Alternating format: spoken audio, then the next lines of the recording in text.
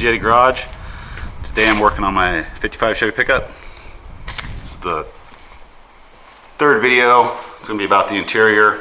First video I pulled the motor. The second video I pulled this bed off. This video is all about getting rid of the yellow on the inside of this cab. So I'm going to have to gut it out so I can paint. And while I have everything out, I'm going to fix a bunch of things that bother me, like the steering column's too long and puts the steering wheel in a bad position to the seats too far. I ordered a like 4-inch shorter column that has a shifter in it so that I can get rid of this ratchet shifter that doesn't ratchet anymore. And like this, the gauges underneath the dash, and here I ordered a new gauge bezel or gauge cluster that has everything in it. And then vintage air setup, new seats, new carpet, just make it overall nicer inside the cab.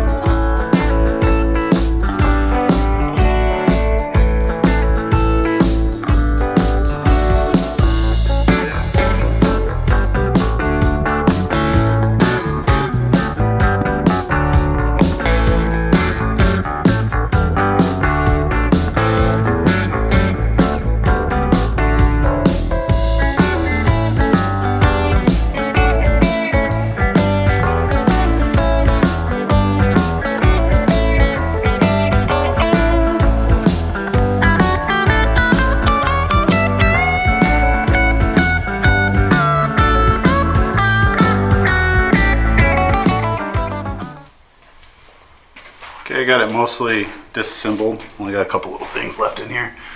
And then I started sanding. Got it probably about half sanded. Let's keep sanding and start taping everything off. Get ready to paint.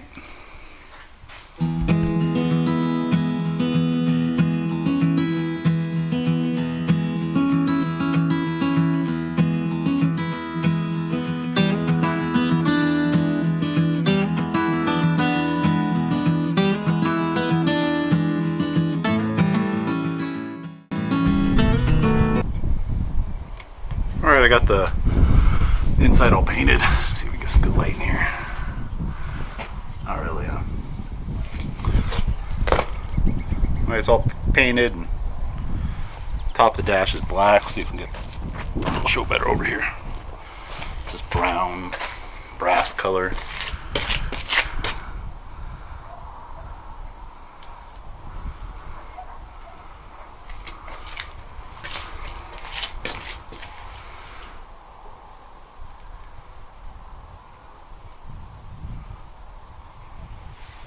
I'm gonna put the, well, we gotta paint a flat black down in here in the kick panel area, and this, like the step well, need to spray some flat black in there, and then start putting new ignition switch and the steering column in on this side, and then the vintage air in on the other side before I get the seats and the carpet in the way. I think it'd be easier to do that. Oh, and I sprayed the top white and sanded through to some black. I put black on the white, sanded through.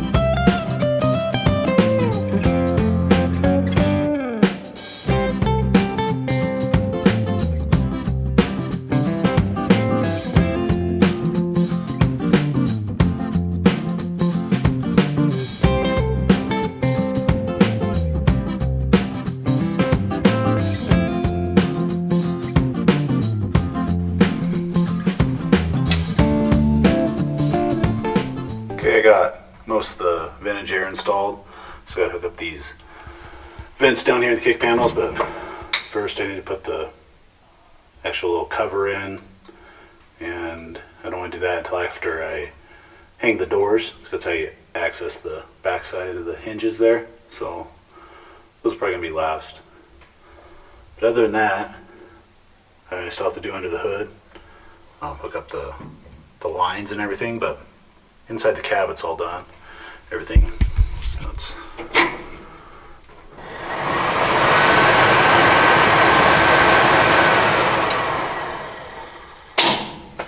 so also wired. So like this is the plug now for the steering column. These two plugs, and then right here, let me see in there, flashlight. There's two 6-pin weather packs and a single wire, so it's 13 connections for the back of the new gauges. So we'll do that next, put the gauges in, and then I'll start on putting the steering column in.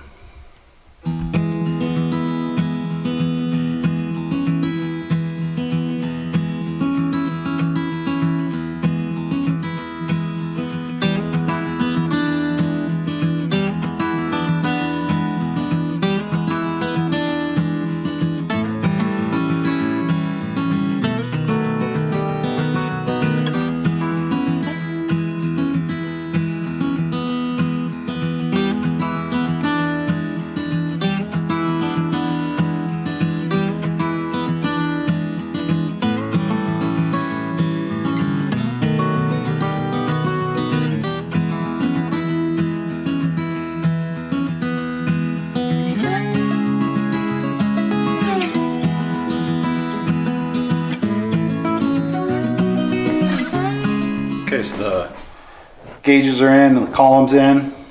Everything's working. I had to get creative with the shifter here, the little shift arm off the side of the column. When I first put it in, it was hitting the dash, so I had to heat it up and bend it this way, and then I noticed it was in the way of the key, so I had to heat it up and bend it the other way. And then it was chrome, so the chrome was all messed up at that point. I sanded it down and painted it black. Can't really tell. Looks all right. So next is shift linkage. I'm just going to build some. I got some all thread, some heim joints, and then the steering column came with 2 different brackets for the bottom of the column. They'll give you a different throw. Like this bracket's further from the center line of the column, so it's going to give it more throw.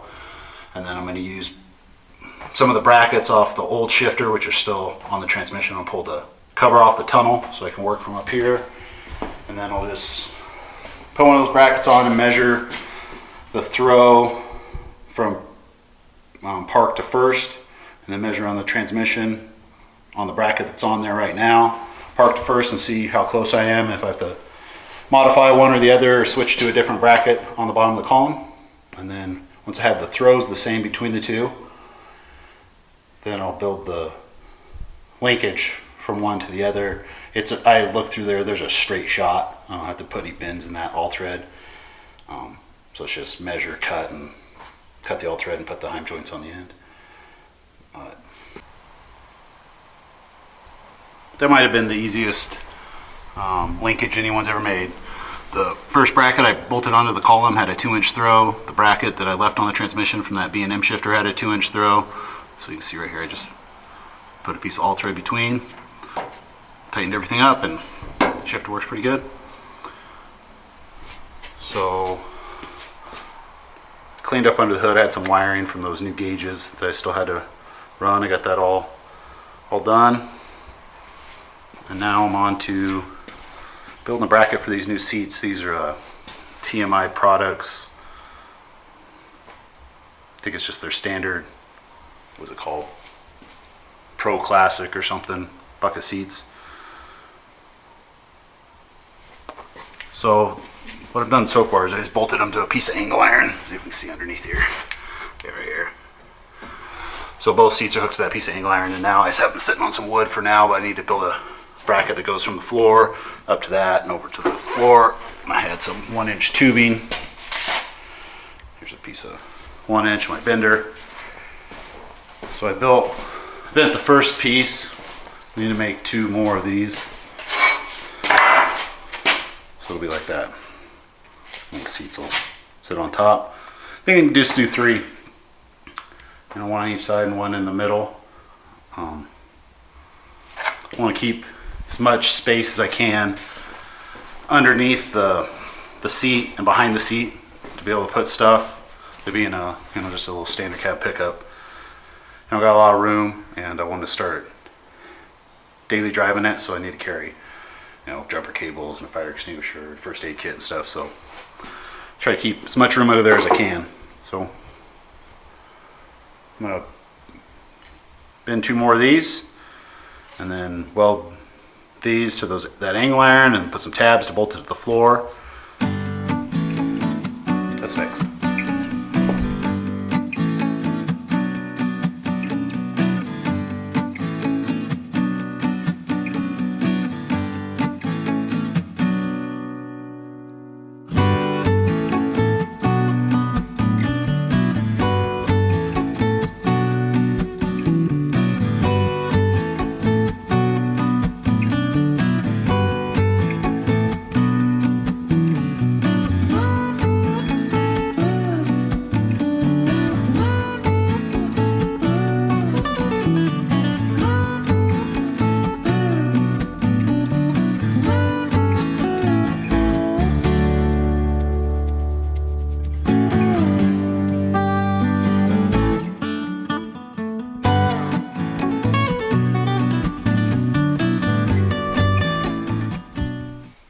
Okay, just tack that frame together. I wanted to test fit it.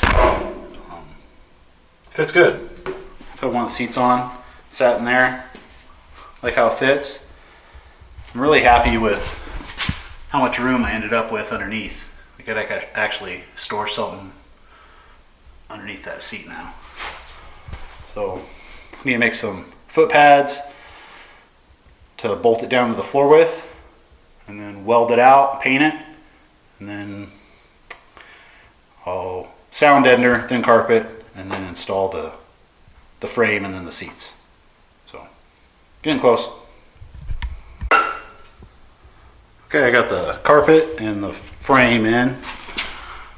You see, I don't know if you can see in there. It's pretty dark, but I guess I can turn the dome light on, help a little bit. Anyway, put the middle brace really close to the driver because I'm really heavy, so I figured I needed the extra support. I'm going to put the seats in. I think it's onto the doors.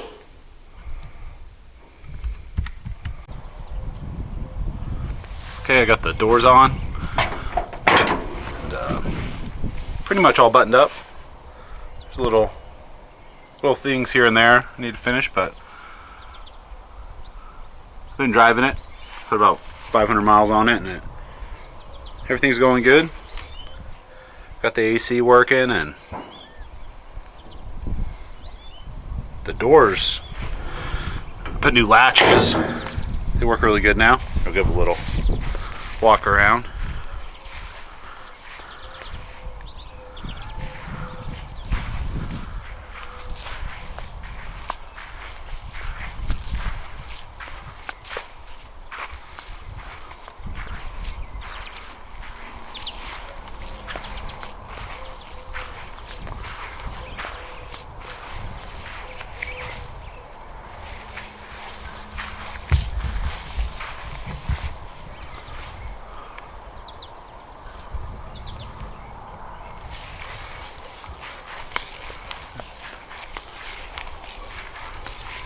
So I got a little list going of stuff to do on this truck, but I think it's back to daily driver status. Drove it to work the other day, so next is supercharger on my LS3 for my Bel Air. I think this is last video on this truck for a while. Anyway, thanks for watching.